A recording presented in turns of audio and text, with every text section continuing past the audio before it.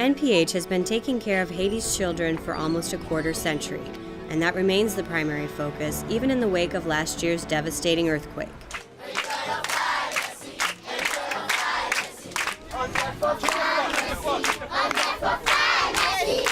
The Father Wasson Angels of Light program was one of the first NPH relief projects to spring up just a couple of days after the quake.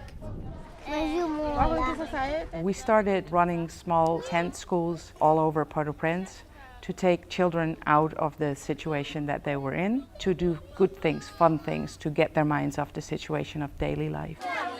The program served over 2,500 children at 13 sites around Port-au-Prince and was supposed to be a temporary solution until the new school year started in October. We thought that would be probably the end of our program, but actually it turned around. Those children that were supposed to go back to school, they had no school to go because the schools have collapsed. Some of the teachers have died. And some of the parents had died also and had no money, no means to send them to school. So we had to put together a formal program for education. While we were having these schools, we identified a lot of children that either lost their parents, both their parents, or one of their parents. And losing them could mean that either they had died in the earthquake or they just couldn't find each other anymore. So we decided to set up a child protection camp for these children. They started with a couple dozen children, including 4-year-old Nadine, whom we first met at one of our day camps a couple months after the earthquake. She, her mother, and baby brother were living in a cardboard closet inside one of the largest tent cities in Port-au-Prince. Today, Nadine is one of about 160 children who are part of our growing family. Around 40 live here at Kai St. Anne, or the baby's house, for kids ranging in age from 10 months to 5 years old. And the rest are settled a couple miles away at St. Louis, property purchased after the earthquake just a few blocks away from St. Damien's.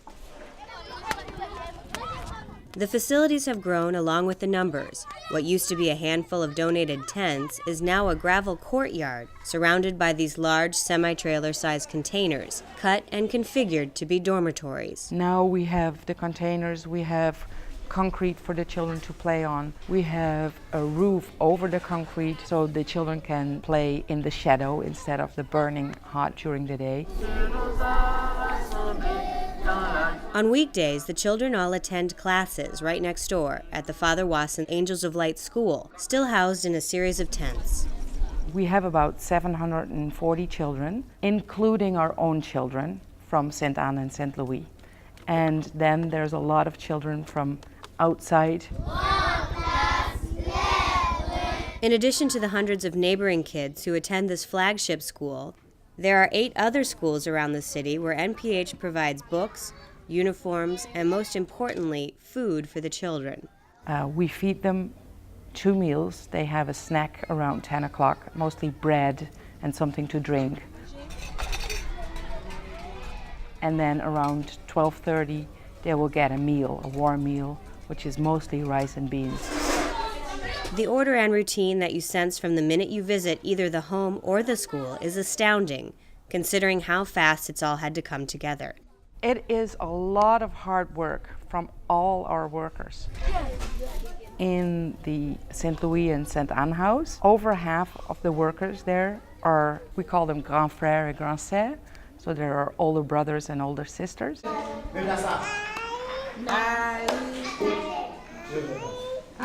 Children that used to live in St. Helene and are now adults and live on their own, and they came and work with us. They're there for the children, but we have a big team of people working day and night, hiring people to do things for us, organizing the things that need to be done to get this together.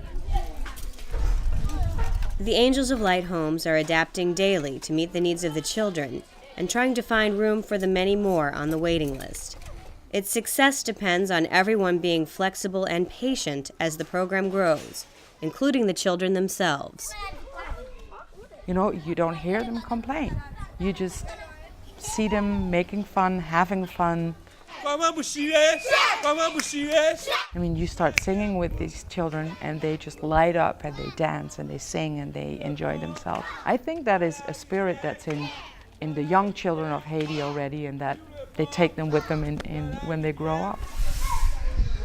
The children that come to us are very happy because most of their life it's been in very difficult situations. They realize that here with us they have the protection of the adults and they have the friendship of the other children, and they have an environment that will create some kind of security for them. Children who've experienced an earthquake, children who've experienced death and loss of loved ones, it's extra difficult for them to have that sense of safety because unfortunately that hasn't always been their experience.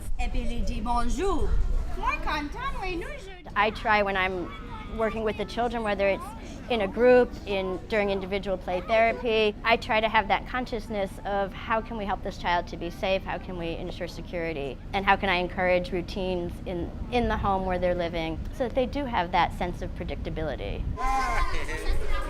The kids are happy with what they have, but we also hope that we can make something more solid for them.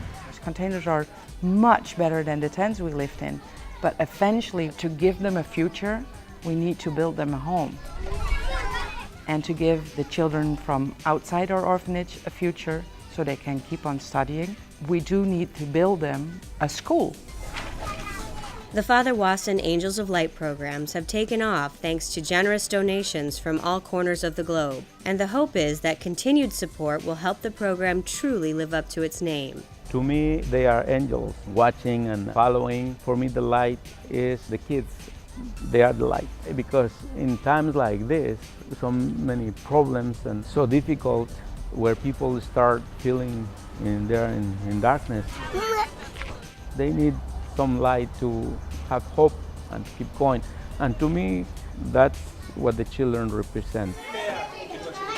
With good guidance, they will shine and they will do a lot.